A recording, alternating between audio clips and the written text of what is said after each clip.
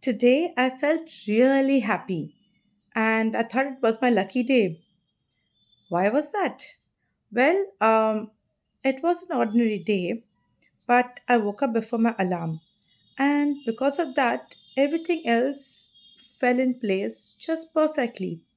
I took my bath, I prepared my food, I got dressed, I left on time, I got my bus as I left out.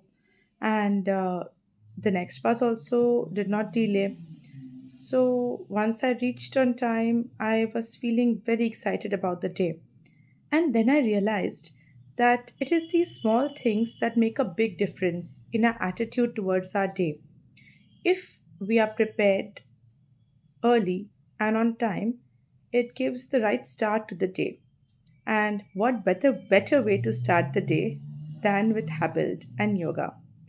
So wishing you all a very happy day tomorrow.